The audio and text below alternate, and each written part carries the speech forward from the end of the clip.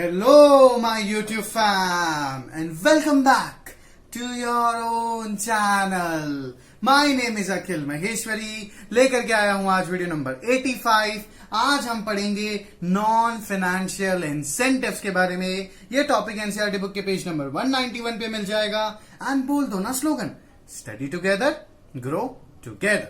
देखो हम क्या पढ़ रहे थे, हम पढ़ रहे थे वो सारी टेक्निक्स, वो सारी टेक्टिक्स जो एक ऑर्गेनाइजेशन यूज करती है, इस्तेमाल करती है अपने एम्प्लॉयज को मोटिवेट करने के लिए. हमने पढ़ा, इसको दो पार्ट्स में कैटेगराइज किया जा सकता है. पहला, पैसे से जुड़ी हुई techniques, monetary techniques, financial incentives.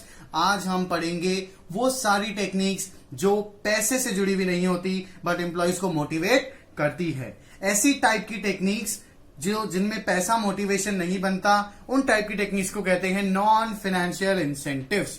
ठीक है, money is not the only motivator. देखो ये चीज सच है कि money is the major motivator, लेकिन money is not the only motivator in the world. मैंने क्या पढ़ाया था पिछले वीडियो में आपको कि मॉनेटरी इंसेंटिव से वही एम्प्लॉय सेटिस्फाई और मोटिवेट होगा जिसकी first 3 basic analytical need satisfy नहीं हुई है, like psychological needs, safety needs and belongingness needs. वो एम्प्लॉय जो अपने एस्टीम पर है, एक्चुअलाइजेशन पर है, उसको कभी भी पैसा मोटिवेट नहीं करेगा बिकॉज वो ऑलरेडी इतना पैसा कमा रहा होगा.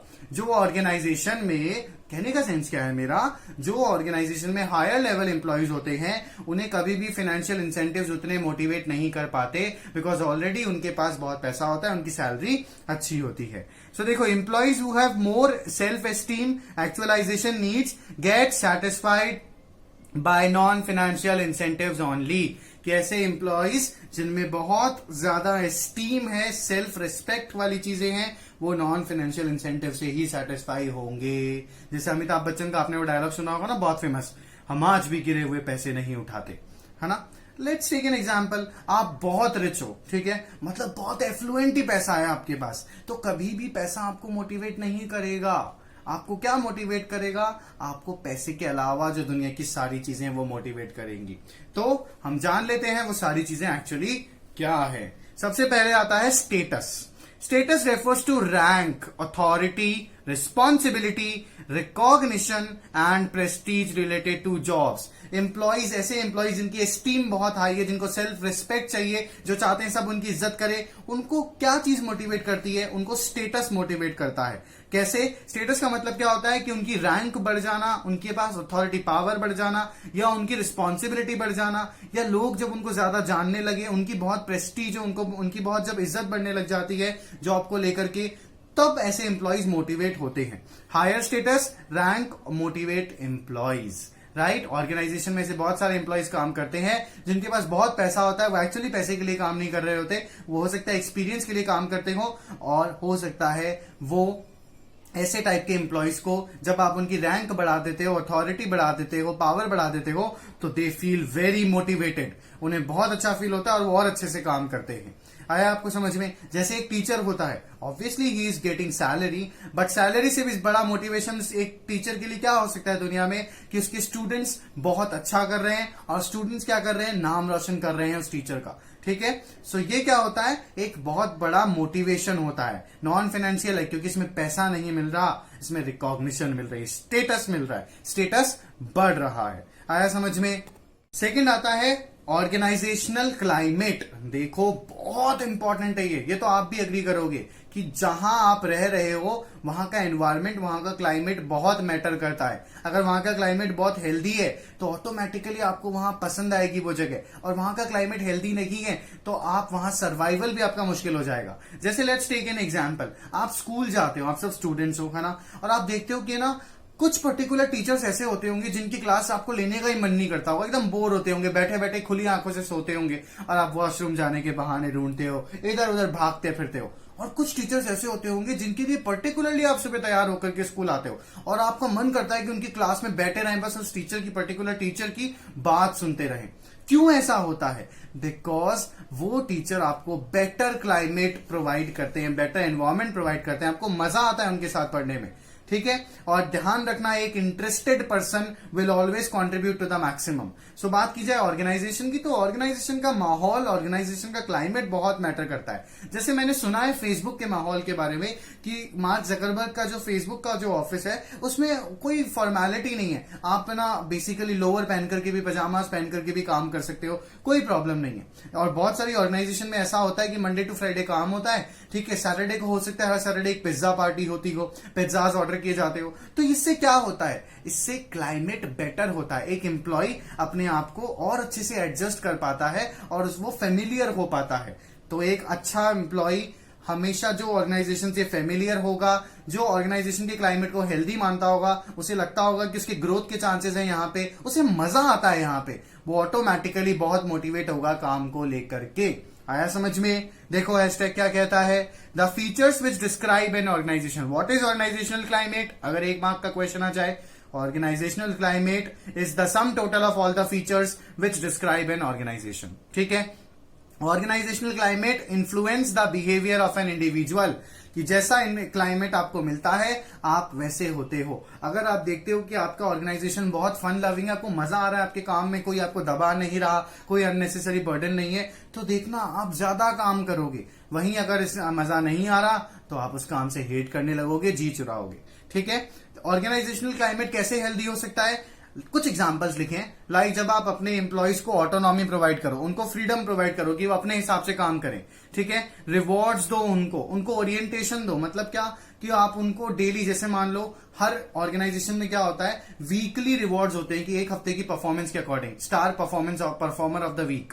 तो जो भी स्टार परफॉर्मर हो, बॉस आकर के सबके सामने उससे तालियां बजवाए कि ना बेसिकली सब ताली बजाओ इस पर्टिकुलर एम्प्लॉय के लिए, ठीक है। सो ऐसे एम्प्लॉयज, ऐसे क्लाइमेट से क्या होता है, ऐसी चीजें करने से क्या होता है, आपका एम्प्लॉय और ज्यादा मोटिवेट हो जाता है। उसे लगता है कि यार कुछ भी कहो, सैलरी थोड़ी कम ही सही लेकिन मजा बहुत आ रहा है। ध्यान रखना, अगर आपने अपनी ऑर्गेनाइजेशन का क्लाइमेट अच्छा कर रखा है ना, तो भले चाहे आप सैलरी किसी को कम दे दो लेकिन फिर भी वो बंदा सेटिस्फाइड रहेगा।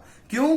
बिकॉज पैसे से भी ज्यादा चीजें दुनिया में होती हैं जो मोटिवेट कर सकती है आदमी को। जैसे हो सकता है कि आपको आपके टीचर परेशान तो खैर गलत वर्ड हो जाएगा, आपको आपके टीचर डांटते हो, आप उनसे बहुत परेशान होते हो, लेकिन वो पढ़ाते बहुत अच्छा है, उनकी क्लास में मजा आता है, कुछ भी कहो, तो आपको वो टीचर पसंद आएंगे। नो मैटर आपको डांट भी देंगे तो आपको बुरा नहीं लगेगा। सो ऑर्गेनाइजेशनल क्लाइमेट या क्लासरूम क्लाइमेट कह लो आपकी भाषा में, बहुत इंपॉर्टेंट होता है, मोटिवेशन का बहुत बड़ा सोर्स होता है। देन थर्ड आता है करियर एडवांसमेंट अपॉर्चुनिटीज। एग्जैक्टली, माना कि हर एक एम्प्लॉय सैलरी के लिए काम कर रहा है, पर हर एम्प्लॉय सैलरी के लिए काम नहीं कर रहा है। कुछ ऐसे लोग भी होते हैं दुनिया में जो सैलरी से ज्यादा ये फ्यूचर देखते हैं, लॉन्ग रन देखते हैं, वो देखते हैं कि उनका ग्रोथ है या नहीं है, ठीक है। तो इसका करियर एडवांसमेंट अपॉर्चुनिटी का एक ही क्वेश्चन पूछता है एक एम्प्लॉय जब भी वो किसी ऑर्गेनाइजेशन में जा रहा होता है, जब भी उसे नॉन फाइनेंशियल चीजें मोटिवेट करती है, तो वो यही क्वेश्चन पूछेगा, how much promotional opportunities organization provides. कि हमेशा आप देखना कि सैलरी थोड़ी सी कम ले लोगे आप, लेकिन आप ऐसी जगह जाना पसंद करोगे जहां पर आपकी ग्रोथ के चांसेस हो, आपको प्रमोशन मिले। क्यों? बिकॉज ऐसे टाइप के एम्प्लॉयज की एस्टीम नीड हाई होती है, ये पैसे से ज्यादा अपने लॉन्ग रन को, अपने फ्यूचर को तवज्जो देते हैं। ध्यान रखना, जैसे money is the major financial motivator in the world ना, वैसे ही promotion is the biggest non financial motivator. एक एम्प्लॉय हमेशा मोटिवेटेड रहेगा उस ऑर्गेनाइजेशन में जहां पर ग्रोथ के चांसेस बहुत ज्यादा हो।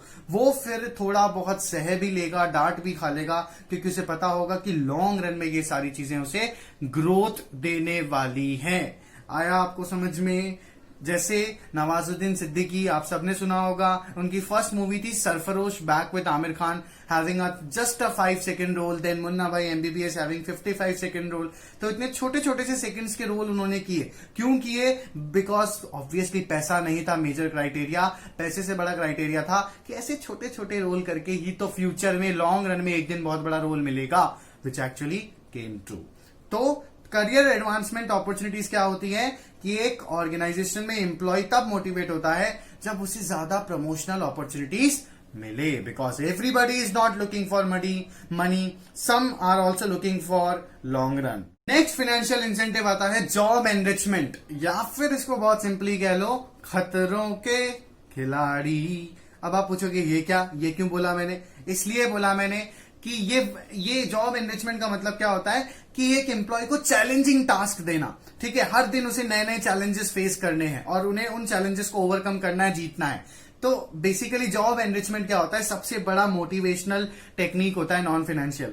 देखो, designing jobs that include greater variety of work content require higher level of knowledge and skills challenges excites employees, ठीक है।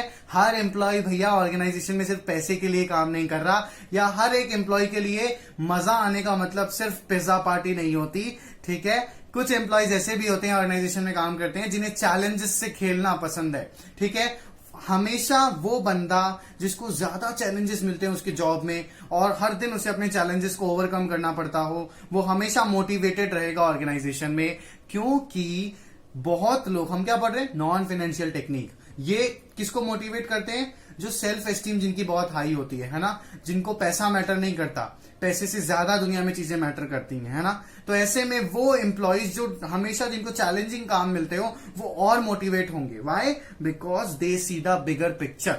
सो जॉब एनरिचमेंट एक बहुत बड़ा इंसेंटिव होता है नॉन फाइनेंशियल। कैसे? आपको अगर डेली ऑर्गेनाइजेशन में ऐसे टास्क मिले जो आपको नई नई चीजें सिखा रहे हो, जो आपको चैलेंज कर रहे हो, तो आप ऑटोमेटिकली ज्यादा एक्साइट होगे, ज्यादा मोटिवेट होगे। जैसे क्यों पबजी इतना पॉपुलर हो गया है? बिकॉज पबजी में हर एक लेवल पे एक अच्छा नया चैलेंज मिलता है आपको। सो क्या होता है उससे? आप मोटिवेट हो जाते हो कि आपको अचीव करना है, you will have to contribute to the maximum. आया समझ में? इसीलिए मैंने यहां पे एक हैशटैग बना के लिखा, चैलेंजेस एक्साइट एम्प्लॉयज, ठीक है। चैलेंजेस लेने में मजा आता है। जैसे इमरान हाशमी की एक पर्टिकुलर इमेज थी, ठीक है। उन्होंने उस पर्टिकुलर इमेज को तोड़ करके क्या किया, उन्होंने अपने जो मामू थे उनके खुद के, महेश एंड मुकेश भट्ट, उनके वहां पर काम करना छोड़ दिया क्योंकि वो उन्हें एक ही टाइप के जॉब्स देते थे, एक ही टाइप की एक्टिंग देते थे। एंड अब वो क्या करते हैं, ऐसी मूवीज बनाते हैं जो नए नए रोल्स देती हो उन्हें चैलेंजेस लेने में मजा आता है। क्यों? बिकॉज ऑब्वियसली उनकी फिजियोलॉजिकल नीड सेटिस्फाई हो रही है, उनकी सेल्फ एस्टीम नीड बहुत हाई है, ठीक है। देन नेक्स्ट आता है एम्प्लॉयज रिकॉग्निशन, कि एम्प्लॉयज की पहचान बनना। रिकॉग्निशन का मतलब क्या हुआ? किसी को स्पेशल रिगार्ड देना, रिस्पेक्ट देना, बहुत इज्जत देना, ठीक है। रिकॉग्निशन जब एक एम्प्लॉय को मिलता है तो उससे उसका ईगो सेटिस्फाई होता है, और जब ईगो सेटिस्फाई होता है ना, तो ये दुनिया का सबसे बड़ा मोटिवेटर है। देखो समझाता हूं मैं आपको, एक पर्सनल एग्जांपल ले लो, ठीक है। आपको स्कूल में भरी क्लास में टीचर ने कोई क्वेश्चन पूछा और आपने उसका आंसर दे दिया, तो टीचर आपके लिए क्लैप करवा दे पूरी क्लास में और ऐसे बोले he is really a nice student और she is really a nice student, है ना। बहुत कैपेसिटीज हैं आप में, बहुत कैपेबिलिटीज हैं आप में। तो उससे क्या होगा कि आप मोटिवेट हो जाओगे, आपको अच्छा लगता है ना कि पूरी क्लास आपके लिए ताली बजा रही है ना। और मजा तब बढ़ जाता है जिस टीचर को आप पसंद नहीं करते वो टीचर आपकी तारीफ कर दे। क्यों? क्योंकि इससे साला आपका ईगो सेटिस्फाई होता है ना, कुछ भी करने का, ईगो हर्ट नहीं करने का, है ना। तो जब एम्प्लॉयज रिकॉग्निशन से क्या होता है, ईगो सेटिस्फाई होता है। तो जब ईगो सेटिस्फाई होगा ऑर्गेनाइजेशन में किसी एम्प्लॉय का, तो वो अपने मैक्सिमम लेवल पे कंट्रीब्यूट करेगा। कि बॉस अगर मान लो एक पर्टिकुलर एम्प्लॉय के लिए जिसने बहुत अच्छी परफॉर्मेंस दी उसके लिए क्लैप कर दे, है ना, या सारी ऑर्गेनाइजेशन में उसको बताए खड़ा करके स्टेज पे कि he is our best employee, तो उससे क्या होगा, वो और मोटिवेट होगा और वो और अच्छे से काम करेगा। क्यों? क्योंकि उससे उसका ईगो सेटिस्फाई हो रहा है। आया समझ में? And ego satisfaction is a very good motivator. Next आता है जॉब सिक्योरिटी। अब जॉब सिक्योरिटी किस मैस्लो के हायरार्किकल पॉइंट को इशारा करती है? Yes, safety and security needs पर। जॉब सिक्योरिटी का मतलब क्या हुआ? Life time bonding between employee and organization. कि जब एक एम्प्लॉय को जॉब सिक्योरिटी मिलती है ना, उसे पता चलेगा कि उसका जॉब कभी भी कहीं नहीं जाएगा, तो वो बहुत मोटिवेट हो जाएगा और वो बेस्ट कैपेबिलिटीज के अकॉर्डिंग कंट्रीब्यूट करेगा। मैंने एग्जांपल भी दिया था आपको, ये मैंने एफडब्ल्यू टेलर के प्रिंसिपल्स बताते समय समझाया था आपको। एक थ्योरी है, theory Z of motivation, William Ouchi ने दी थी, जिसकी वजह से जापानीज मैनेजमेंट, जापानीज लोग आगे बढ़ गए अमेरिका से भी। क्यों? उस थ्योरी के अंदर यह बताया गया था कि अपने एम्प्लॉइज को ना लाइफ टाइम एम्प्लॉयमेंट दे दो। अगर जब आप उसे लाइफ टाइम एम्प्लॉयमेंट दोगे तो उसकी ऑर्गेनाइजेशन के लिए बिलोंगिंगनेस बढ़ेगी और वो और अच्छे से काम करेगा। यही एक रीजन है कि आप देखोगे ऑटोमोबाइल सेक्टर को सबसे ज्यादा, टेक्नोलॉजिकल सेक्टर को सबसे ज्यादा जापान लीड करता है। अमेरिकन मैनेजमेंट प्रैक्टिसेस को भी फ्लॉप कर दिया है जापान ने, because they provide job security to their employees, और एक जॉब सिक्योरिटी मिलने वाले एम्प्लॉय को वो ज्यादा कंट्रीब्यूट करेगा आया आपको समझ में? वो इनिशिएटिव भी ज्यादा लेगा। क्यों? क्योंकि उसे पता रहेगा कि उसे जिंदगी भर यही काम करना है। ऑर्गेनाइजेशन के लिए बिलोंगिंगनेस बढ़ जाएगी, ऑर्गेनाइजेशन उसकी फैमिली बन जाएगी फिर, ठीक है। देन नेक्स्ट आता है एम्प्लॉइज पार्टिसिपेशन। इसका मतलब क्या हुआ? एक एग्जाम्पल से समझाता हूं।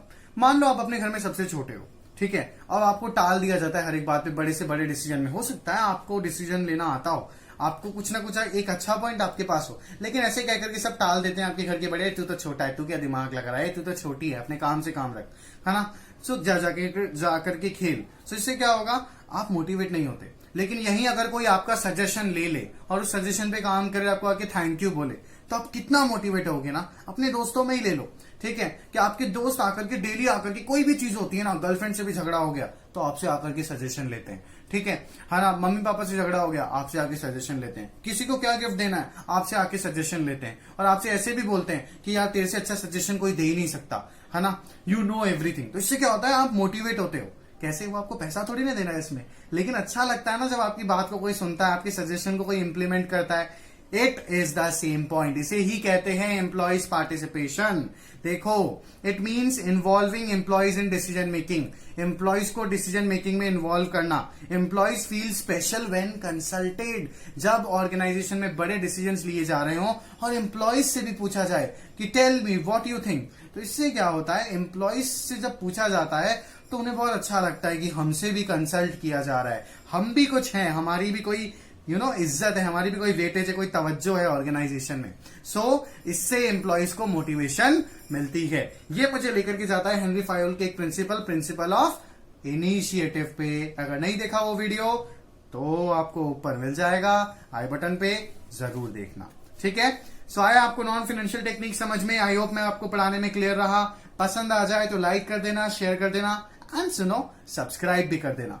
नहीं आया तो कमेंट सेक्शन में अपनी क्वेरी पोस्ट कर देना। Thank you so much for watching this video.